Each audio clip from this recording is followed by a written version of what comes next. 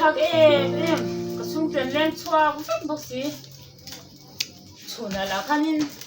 sung đông bảo anh thì mình khá là cái rồi lên thì về lên là dập thấy lâu rồi cứ xem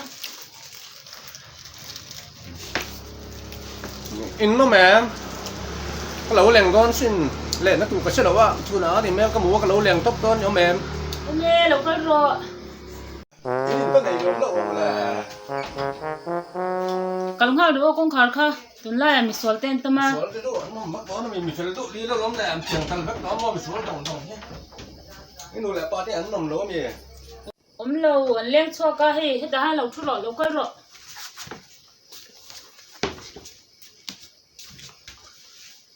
qua là tụi con xuồng cái chúng giống nó giống cái lẩu nó cái mò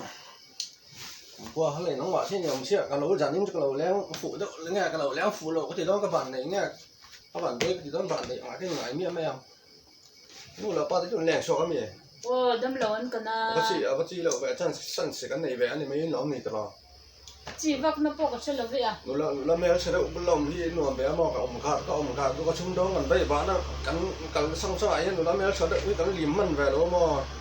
win khơi veng là mang in cần vậy cho chán mà liệp hay à lại chờ tăng nó mà thì cắn chung đồ léo mà có tại chờ tăng con tỉ khô chờ tăng con tỉ điên thở beng về là con mà chung đó cái salad bùng vợ sang cái chỗ lắm mà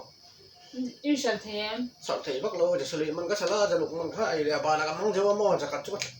กัดด่าทำแบบนี้ไหมxem mà nó quý phần nào tới cái này thì xia thì nghe nó là thì điểm đó đó lẽ làมีบ้านที่เจ้าของเขากำเป็ดจนต่างบ้านกันไม่รอของเขาเป็ดจนตัวนั้นปุ๋ยได้ไม่หมดเลี้ยงโลมาอยู่หวังจนหาสันแรกแม่มันโลนี่อยู่หวังนี่อันนี้หนักปอกก็ลุ้นก็ลุ้นเลี้ยงถึงจะหนีมา thì vốn thì vẫn chạy em mới sang sửa thì sẽ về sắc này ngày sáng thì chỗ hao là ngày sáng ngày đấy mới cho chạy đi là hao là bé lại tấp ngay là mà ngày sáng nằm đôi phút rồi bé là mà ngày sáng luật hao thằng chi thầu chi lộ ông chi không mà cái chỗ là mà là con khán tiếng chi là con tiếng chi cái chỗ là con cái bát tí ăn đậu pha cái chỗ là mà phải cọc mấy thầu chi tâm anh đi giống là mãi hen mà thầu chi lại nó cả tâm anh đi có mấy cái lúc về cho nên chứ in đặt lộ lá mấy em muốn phải nó mới đi mà túi vòng mấy à buôn viếng chú dần tin em buôn viếng ai lâu mì bỏ bắt đầu dần nên cái cá cà rạ ấy bây thì cái này bỏ là bảy thùng cái này bỏ là ba chứ bỏ lậu nó kén ống là mấy xuống đầu chứ mình bỏ lên theo nó mò từ thỉnh nó về là bị hơi xỉ nè buổi trao cái lò in tol đâu thế hết là mà lâu lên là mà hết là mà nha cái bốn lại nữa là cả nó tập thấy rồi điểm mà cái lính nó có thỉnh nó hiện lính xin mà là rim kha cái lính mi phải lùa sùi tăng lên chiếu sẽ mi bảo phim mà lâu hơn là lính mà tôi là xin hay lính mà tôi nó tụt cái lò parfum chứ à parfum lính tôi xin mà tôi bẩn bẩn lò teri mà lò teri parfum mà ngay mi tôi lấy mình đi đâu xin parfum chiếu sẽ tăng phải lùi lò tiền theo lệ ha linh cái gì á lắm mà nghe chỉ đó nó mấy tỷ tụ em cho con này là vậy chứ mà mấy tỷ lẻ mà in phạt tụ cái gì con nè tụ bẩn thì lẻ mà tỷ tụ hành sẽ tham cho tỷ tụ thì vắng bé mà của bạn tại chợ ông ra mấy bưởi trà là chỗ con này là của lấy nó giờ lấy nó mấy giờ chỗ này xin cái gì mấy giờ giúp tại cái trò chỉ mò kính nó chỉ mò kính này rồi nó anh lẩu ta lẩu thôi và này nó tiếc cái tên ít à không đâu mì rồi lâu tụi có chỉ là cái nó mà lấy à sao cái là bây lâu mình tàu lâu quý sĩ à hay là nó nền bây chôn mà vì cái đồ em ui ôi là tục cả vì hiếm mà sẽ nó lên nó cái bài này mấy nè mouth fresh là cái món bé này vì hiếm mà cái lim chế nó tục tí lim tùy nó cái mỏng chỉ nó lò chú vào thì chui thôi thế ui à tập thế hi ôi em nhỉ ui thế mình nắm bốc xí parfum USA màนี่ก็ชุ่มลงเราcái khăn mình mày à mi mà ngày bé tôi lấy cũng sẽ thì luôn ấy cái sám bé này lò thì vẫn sẽ thấy em ý kiến bị tấm miếng trong cả sẽ có lo mình mà ngày gì à có bùng lỗi lệ tụ lầu đá nó ngon giả là đầu có lẽ lỗi thì nó đi lùi không phải có lo xé lo thì lầu rẻ nha tôi thấy cái thì làm nha giờ sao rút ui xí mà đi cái sùng đồng chú cái bông lụa khám mò ăn lâu lù lẽ bởi thằng tụi cái lò máu sẵn mình trên các soi các lò xịt các lò mi lấy chụp này đâu bụi xì bụi chơi mình đang lá liền lá lẹ đủ bền tới bữa chụp vẽ nó đậu lấy cái chụp chi lỗ này nó mình nảy té của đậu lấy bỏ cái đậu cho quá trình mà là mi dâu rồi mà hay đủ bền hiện ra như này ngó đủ tắc chút bạc chút cái này xin mịt ta chám bèn ăn chi chứ mà nó ngại như mày nó sẵn nó ốm lỗ rồi nó lại cái con rõ đủ tay la còn cái chỗ ban là lấy mấy cái bàn là nó đủ do không cái này cái tiền là cho nó lộ rác lẻ là nó đủ nó lộ lá này tùy mình tất sim mà mình đang đi nát thì liền hôn à bây giờ thì khai dù vắt vắt tổ đấy su cũng lại à bây giờ nên dùng vứt vứt tổ ngay đầu chắc cáng là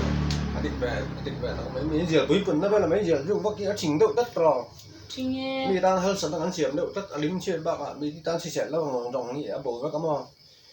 buổi sáng tây rồi mi tôi xin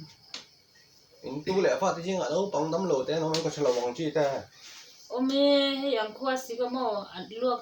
ăn quả tết trả lộc va cái măng ăn chỉ một lồi cái chưa tầm lồi sẽ đậu lắc cái xé xin mà lại yeah đấy gần ba mình cần chiều thì nó mò anh chiều mi ăn Jackson mi ăn cái lắc cái giá là lòm anh ép trong cái lắc lòm lò lăng đâu nó thật giá là lòm kẹt lại còn đậu lắc in mò cặp bộ trong ăn rẻ lắc cái này đấy cái bạn thì tiền ăn măng ngày bị ôi ốm lộc thiếu sữa thế là nó về đấy gần ba cái viên dụ nó Mali tầm tận Mali nó chỗ ăn măng lẩu lò đầm đổi in chịu nó bênนั้นmăng lẩu mình đi bao lò thì lòng đậu này tiền thì tôi xung đong là bên clinic thì không là thì nếu còn nó bỏ lại sen xì này rồi cho nên nó cắt lại ăn về cái này lẩu mò lại rồi nó phải lấy lẩu lò thì chưa ta xem mà doctor làm bằng tay chứ rẻ mi doctor có gì là bắt đầu California lại à khăn xí mình chọn cái gì là mò ta khăn à sạch gì lại có sao đâu bắt khăn mà tay gỡ bằng cái bẩn mẹ mò ai cái trăng cái đi lụa chăm này cái này thì giờ mi đăng tay sửa rêu nghe ô xí bọn này là đi lụa nhưng mà mình đang chọn lấy cái là ăn có lẩu vất cho nên giờ bằng cái chủ đóng tiền lòng lòng chú rẻ nghe đom đâu xin tôi lại à đầm đôi thì in chóng ngất tủ ra những cái đầu tiên cái ban phi chú rồi na thì in rụt na nên mang à ít chiều lâu chiều về thế cho à nó sẽ nó bắt ấm lời chịu miệng mấy tu đâm lời lẹ một nó chịu thôi lắm đằng lại thế bọn phải có sản là nên nỉ mà đêm tu yến tía mấy màn cài phát ăn cài phát để thôi lắm nó sẽ nó bắt ấm lâu nên chú đầm đôi thì lâu à rồi na nó lâu mình chung thế chú đóng lại rồi trắng tiền xoay lần chứ in xoay bỏ bao hạ lon tụi cái mấy mong lại luôn đi nghe đi ui ngắm phải đi đi thế chú biết tiền ha mong lại biệt tôi mình làm về mấy hôm là rồi để tao nha không là ngày xí đâu chia đi giặc lỡ mày mẹ mong lại mịt miếng rồng ấy mùi phun rồng ấy mi mong lại tí và xía lắm lẹ dẹp không lao vẻ mi mong lại chỉ những cái mình làm về mấy là công trang lại cái công mấy tuổi cho lắm là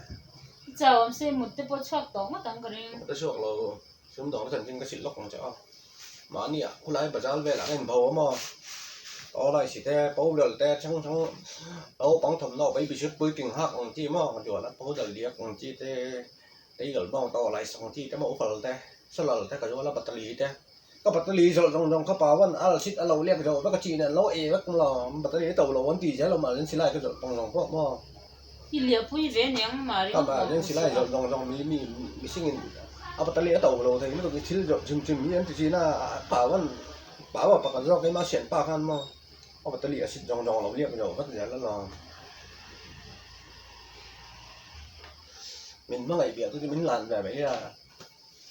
ui giặc lâu ấy các bạn là cầm đậu lấy cái tiếng cái đảo về nó cũng ngon tớ thấy đều la hết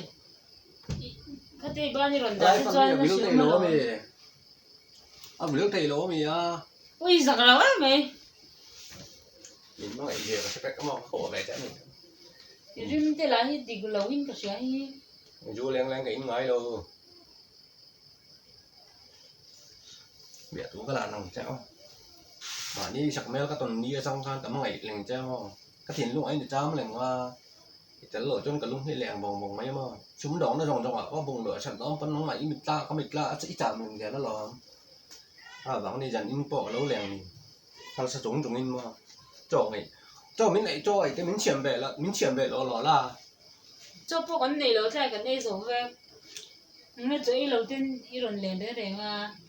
bữa lại cho nhiều trăm đâu còn này thì cái ăn cái nem trúng rồng rồng thêm mấy tipol với cái gì nữa lo bộ lâu tất cả đi chú cho cái nem hiện mấy tipol nó cái lấy anh này cái tiền luôn hiện liêm anh này giảm đã lấy tỏ biết không mà đào xử lý đào liền đào của đào sòng mình chẳng mà chứ liền mấy bữa lại cho máy hết lấy vào dần xử lý lấy vào làm chứ có thể có bấm chứ chẳng thêm thêm cẩn mấy máy là vậy à lấy vào luôn sẽ là mi là hi nghe trùng diễn mấy xia YouTube channel cái xem về mà mình lo sập tay vào về nó có subscribe tổ đấy xem mà sập tay vào nó lo mình bỏ một lỗ mình bỏ có một lỗ xí mình lo tia gặp mail chuyên hướng sập tay vào lỗ lo sập tay vào nó chúng đi lòng đất có lo nhưng mấy dòng dòng này có một rất là lo mà như phật to poi đạo lỗ nhỉ lỗ email sạch đâu vì này mà như phật to poi đạo lỗ nhỉ mình đóng phật to là đâu mình đã mà mail sạch đâu phân mà tiếng hiện mình nó mà yêu nào vì bữa mà tiếp bộ anh trong thấy đấy cả trong thì bắt đầu cái chú cái thiên nhìn trong đồ lên mình xìa mà cái trong này vậy trong lỗ có ông lần cho trong thì lỗ cái này vậy đó nó xem cái thiên nhìn trong tí mình xem cái trong bờ bờ này vậy tôi mà sợi thịt này lỗ mà ngày luôn đi thì về chen số tự toán ý đồng thế này bữa là có sợi thiên cho cái thịt nó bị á thì mà ngày nó dòng như làn dê lắm mà để tủ lăn dòng dê cái đủ mấy này cái thịt lông được cháo lên cái này xin biệt lá có ăn là lâu có mấy người sinh vâng mẹ ăn là lâu mẹ cái lâu gì có đi dọc lâu cái cối chiều dàn dòng đấy kia có ít cái cối đống dòng đấy ăn là vất mấy nỉ bên bể thế là ăn là vé là cái chuyện mình bên môi thật tham mò thịt nó gọi sao mình cái nỉ mình nó ngày về mình lấy cho nó cái lim dao súng đỏ súng lẹ bay à hơn đây to là vòng ngon đủ lấy tiền cái tỷ sập tiền chứ mà là ui ha đồ thế cái này mà bui ní đi sập thì tật loáng sấy về rồi tỷ sập té hao sập nó có ấm rồi tỷ tu là đó chúng ta tập cái nào mà có lên nó trái em tủ lai đây mình vô làm đi chân lâu mình vô lắm chú con nó sẽ nó tụi có súng gió vì vá sòm nó tụt sớm mà phải là tàu bốc xí mà súng lẹ bay vàng bốc xí súng đồng bao lọc tỷ tật lỗ nỉ gió nên mình gió ta chán mà đi trồng dễ có lên chú ấm sao biết không nhỉ ui mình vô lắm chú em mà dân xí lại nó lọc khóc mấy em mà dân xí lại sao là cân nó tụt có lên nó sao lỗ nỉ nghe mới ấy trên lề nó hẳn trồng đuôi number 4 cái tấm bà lại number 4 cái bể xí nó cái chịu bể thế nào number 4 thôi ê 1 2 3 4 kami tiếng number 4 này lối đắp tiếng gì mà lại number 4 đó chơi 1 2 3 4 thì mình mấy number 4 có mồm chi nghe bỏ được nghe này tiếng chi nó chịu về kinh chỉ cải phép rồi lúa pa lúc gì rồi cả lúa tăng cái mông tầm bé đấy là pa lúc gì rồi cái rồi đó mình cái tí động lắc cái này mình vô nó mãi hơn mà nằm bán phò đi lộn lâu mình chút tiền chứ chú mẹ mình mang sổ cái giấy tặng giấy bằng dừa đó mấy mà sẽ mang sổ lại cái hậu chắc động trộm nữa này mấy nó sợ nó bắt cọm lỗ nè mình nó ngày bé lắm cho mà lim nghề chẳng cái lúc nghĩa lim bằng ngày ní vần lần mấy mà nó mà tan thì chuồn mò love nói hi nè mày lát bắt ngay rồi mà ngày na từ cho nó to cái này mấy lát tí xuyên ngay rồi mình mà ngày cho nó to cái lẽ nè lim lẽ đó nè nó sợ nó bắt cái này là bằng mò lúc trở lại thầu xí phải nghe mà này nó không lẹ ui và hẳn á mấy thì vắt cái bên túi đó mi trở lại thầu xí nó sáng liền đâu lấy cái bê tông có tầm mấy độ cho anh làm phụ về cho cái bên nó viết vắng mi bên nó đâu bùi mà cái chỗ đây đỡ bao nhiêu nghìn triệu phải không mà thầu xí mình ngâm là mình chạy thì là ngập bị lim nằm cho nên là thầu xí mình chạy ngay là vì là hi chuông về rồi còn trong đó cầm mua mẹ mà một giáo cái đồ gốc ấy chứ mà là chung là cái lỗ một về lâu ít giật lâu em ấy gần tăng lại không cả lỗ một chiếng cọc bóng mà ấy mà chúng nghề á cái giáo nghề đó thì gần tăng lại cái giáo to đó thì nó lại cứ nặng cho nó bé thú mình là cũng là cái giáo to đó thì giật lâu đó có nó chửi cho nó lụ lá mày mà ít bột trời ta là xin cái đây bò vào cái vấn em là phải chạy nó lùm lá mày giật lâu em ấy lùm nó lý liên khật nó nè cái thiện nó ấy để sớm liền đó này đừng mày cho mình cho nó yên có một chút chọc hồ thôi đi chơi rồi ôi lẽ đi trong nó liếm đồ đó nó ngày bịa thú mình lần mà nhân mà anh sạch nó lẹ mình có hóa tỏ đó mình lấy ra nó lý tỏ liếng cái xíu dần nó bảo sẽ lúa lẹng lẹ cái đó nó nhỉ nè hay à trái to cái chung cái bữa rồi họ đó to đào liếng cái bẻ lẹng tỏ mấy họ mình bẻ tỏ liếng này nó tỏ mấy ngon nè dần đó bảo chân sọt tên mình lâu sùng kẹp lắm mà mình bột túi rồng rồng mình lâu lùm sặc lắc cái mình bột phải ngon ít giặc lâu tỏ có rèn pin te tầm đó xin bán luôn mà cái bột lẹ mấy ngon mà cái nên biến lắm bằng chứ ăn sạch đâu lâu nhỉ ít giặc bây giờ in tới mấy ăn chưa nhỉ cái nên biến chứ tới bẻ mấy ăn chưa hoàn tấu là cái lòng giờ cắt về lính rồi được chung cái bột nó tùy cho lùm tẩy em biết không hotel về security về nó security cái giả cái chuyện mấy đó nó mình là ít thôi này mấy cũng cả những cái mình cả về lắm mà là tụi viết cho mấy là cái thìn luôn nha họ tụi nó thì chắc chân những cái thìn lúc này mình mang thì cái xé mà lần đó là cái lấu lèng lấu nó mang bìa túi mình lên rồi cho cái mình sợ chút gì về sợ nó cái thìn cái bằng cái mình mang bìa túi mình lên rồi cho thìn lúc trong cái sáng cái mình lúc trong mình mang thì cái xé mà dần đó là cái lấu lèng lẻo là chúng đầu phải chỗ là cái lấu bèn lẻo đó nên có cần mấy cái ít trong thế đó là cái tao chơi đúng gì là cái lấu kèn đón tên nhau là cái lấu kèn tên mà anh đã bên trên lẹ bắt ra trên cái lấu kèn bắt cũng cho cái đủ lâu phi này mấy mà đó mấy món tàu mấy mong chờ mấy lẽ